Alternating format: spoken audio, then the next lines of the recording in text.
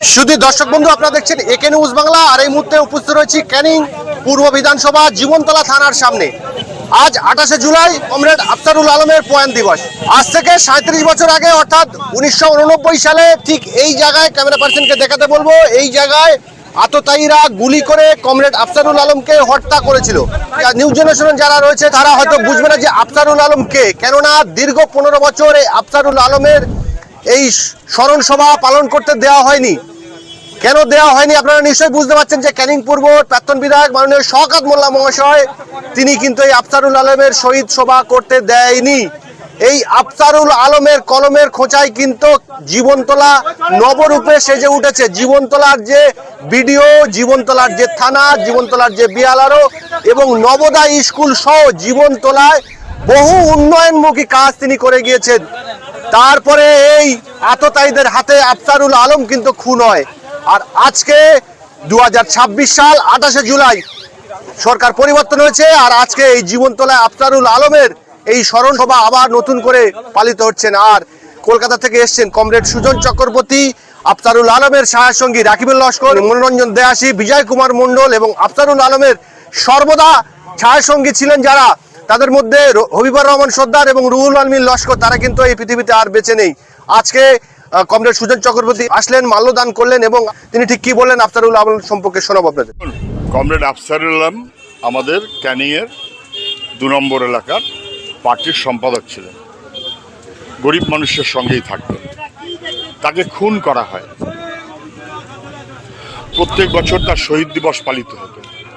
গত 15 বছরে সেই শহীদ দিবস পালনের সুযোগ এখানকার মানুষ পায়নি। আজকে প্রথম, যদিও খুবই বর্ষা বাদলার পরিবেশ, তার মাঝখানেও তার শহীদ দিবস, সেই কারণেই সবাই এসেছেন, আমারও আশা। আমি তাকে শ্রদ্ধা জানাই। তার সঙ্গে সঙ্গে সমগ্র গরিব মানুষকে ঐক্যবদ্ধ করার মনোভাব নিয়ে লাল ঝান্ডা যে পথ চলবে সেই কথাটাই আমরা জানাতে চাই। ক্যানিং 2-এর মানুষ নিশ্চয়ই তা বুঝবেন এবং ভরসা রাখবেন। আফসারুল আলমকে খুব কাছে থেকে আপনি দেখেছেন, আফসারুল সম্বন্ধে। আফসার আলম গরিব মানুষের পার্টি করতেন, লাল ঝান্ডার পার্টি করতেন, সেই কারণে শত্রুদের চোখের বিষ হয়েছিলেন। আর এখানকার মানুষ সবাই জানে যে এই এলাকাটা গড়ে তোলার ক্ষেত্রে পার্টি এবং সরকার তো বটেই, তার মধ্যে কোনো কোনো ব্যক্তিকে উদ্যোগ নিতে হয়। কমরেড আফসারুল আলম সহ আমাদের এখানকার পার্টি নেতারা সেই উদ্যোগ নিয়েছিলেন। এটা হয়তো এখনকার প্রজন্ম সব জানে না, কিন্তু নিশ্চয়ই তারা জানবে। মাঝখানে কয়েকটা বছরই শহীদ দিবস পালন করার সুযোগ ছিল না। আমি সমস্ত মানুষের কাছে আবেদন করব, ঐক্যবদ্ধ হন। গরিব মানুষ জাত ধর্মের ভাগাভাগি ভুলে লাল ঝান্ডার পাশে গরিব মানুষের ঐক্য মানুষকে শক্তিশালী করবে। আফসার আলম এখানে এসেছিলেন শিক্ষকতা করতে। মানুষ গড়ার কারিগর ছিলেন। মানুষ গড়ার কারিগর থেকে আবার তিনি এলাকার যে ডেভেলপ সেদিকেও লক্ষ্য দিয়েছিলেন। শুধু মানুষ গড়ার কারিগর নয়, সাথে গরিব মানুষের যাতে ডেভেলপ হয়, উন্নতি হয়, সেদিকেও লক্ষ্য করে এখানকার রাজনীতিটা গড়ে তুলেছিলেন। এবং 1978 সালে প্রথম আমাদের ক্যানিং 2-এর পঞ্চায়েত সমিতির সভাপতি হন। সভাপতির মাধ্যমে থেকে তারপরে ডেভেলপ শুরু হয়। ক্যানিং 2-এ এক কাঁচা পাকা রাস্তা ছিল না। যা করতে হচ্ছে সমস্ত মাটির রাস্তা পর্যন্ত ভালো জায়গায় ছিল না, সেই মাটির রাস্তা পর্যন্ত করতে হচ্ছে। তখন তো এত টাকা, বেশি টাকা আসতো না, অল্প টাকা আসতো তার মধ্যে, এবং ফুটফল ওয়ার্কের মাধ্যমে কাজগুলো হতো, খাদ্যের বিনিময়ে কাজ। যে জায়গায় ওখানে এটাই শহীদ বেদিটা আছে, ওই জায়গাতেই উনি আততায়ীর হাতে খুন হন। 76 সালে আমার সঙ্গে পরিচয় হয়। উনি হড়াবাড়ি স্কুল করতো, ঘুটিয়ারি থেকে আসতেন। উনি একটা চামড়ার ব্যাগ আর ধুতি পাঞ্জাবি পরে ঘুটিয়ারি থেকে নেমে হেঁটে জীবনতলা পৌঁছত।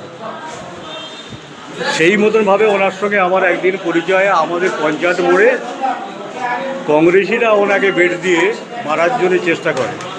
77-78-এ পঞ্চায়েত সমিতির সভাপতি হলো আফসার আলম।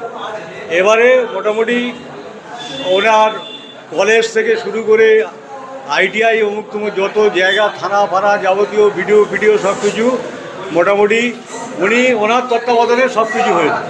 দীর্ঘ 15 বছর পরে আফসারুল আলমের শহীদ স্মরণ পালন করলে আজকে এই বিষয়ে নূতন করে বলার কিছু নেই। আমরা এই দীর্ঘ 15 বছর আফসার আলমকে ভুলে যাইনি। আমরা ব্লকের বাইরে তালদি, ক্যানিং, চাম্পাহাটি, পিয়ালি বিভিন্ন জায়গায় আমরা আফসারুল আলমের 28 জুলাই শহীদ স্মরণ আমরা পালন করেছি। আজকে এই মহতি অনুষ্ঠানে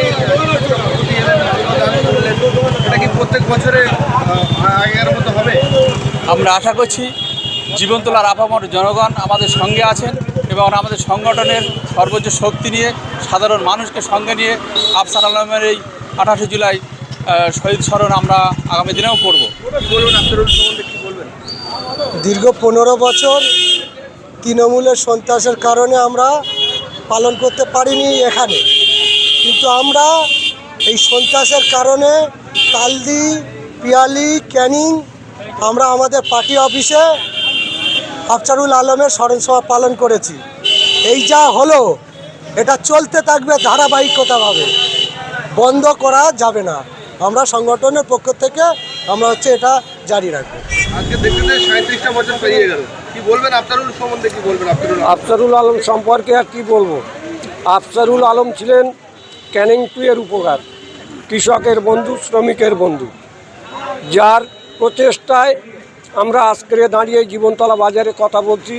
তাঁর অনুদান, তাঁর যা উন্নয়নের ধারা বিরোধী এবং যে সন্ত্রাসবাদ খুনিরা তাকে আমাদের থেকে ছিনিয়ে নিয়েছে, তিনি থাকলে ক্যানিং 2টা আরও মানে কি বলবো, যে আপনারা এখন বলছেন উন্নয়নের কাণ্ডারি বিভিন্ন ভাবে বলছেন, কিন্তু উনি একমাত্র উন্নয়নের কাণ্ডারি ছিলেন। কিন্তু আজকালকার যুব সমাজ আফসারুল সম্বন্ধে কোনো ধারণা নেই। না, কি বার্তা দেবেন? এবার এই সম্পর্কে বার্তা বলতে তারা জানে না, তারা শুনেছে, কিন্তু শুনে আজকে তারা বলছে যে আমরা দেখিনি বা শুনেছি, কিন্তু আফসারুল আলম কেমন লোক তারা ছবিটাকে চাচ্ছিল। আমরা সেটা বলেছি যে আমরা মোবাইলের মাধ্যমে প্রত্যেকের আমরা চেষ্টা করব ছবিটা পাঠানোর, এবং আমাদের শহীদ বেদিতে তার ছবি আছে, দেখলে বুঝতে পারবে।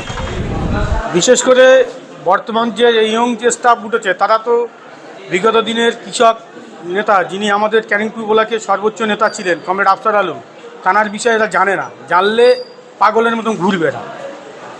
যেটা আমার অভিজ্ঞতা, আমি 13 বছর বয়স তখন আমার চোখে সচোখে যেটা দেখেছি, তিনি টোটাল কয়না এবং খাগড়া ঘেরে অপারেশন করে আজকে ক্যানিং 2 ব্লকের যে সমস্ত মানুষ একতলা, দুতলা, কাঁচা বাড়ি, পাকা বাড়ি যা বানিয়েছে কয়না এবং আপনার খাগড়া ফিশারির মধ্যে, এই সমস্ত দান, সমস্ত কিছু দান কমরেড আফসারুল আলমের, যিনি যোদ্ধার জমিদারদের সঙ্গে লড়াই করে এই জমি উচ্ছেদ করে, তাঁর নেতৃত্বে এই জমি উচ্ছেদ করে সাধারণ মানুষের মধ্যে বন্টন করে দিয়েছিল। আজকে সেই মানুষ ভাত খেকো হয়েছে।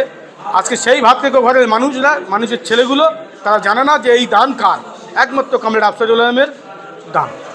তাঁর নেতৃত্বে গোটা ক্যানিং 2 ব্লকে সমস্ত কিছু হয়েছে, বিডিও, বেলার, থানা, আপনার এই যে রাস্তা, ITI কলেজ থেকে বলুন, যা কিছু বলুন, সব কিছু আফসারুল আলমের দান। তার দানের রূপ দিয়েছে আমাদের বামপন সরকার। 2011 পর থেকে এই ক্যানিং 2 ব্লকে আমরা ঢুকতেই পারি না, সেই আফসার আলমের স্মরণ করতেই পারি না। সব থেকে আমাদের ব্যর্থতা, দুঃখ। ক্যানিং 2 এর মানুষ যারা প্রবীণ আছে তারা নিশ্চয়ই জানে যে কমরেড আফসার আলমের কী দান ক্যানিং 2 ব্লকে আছে।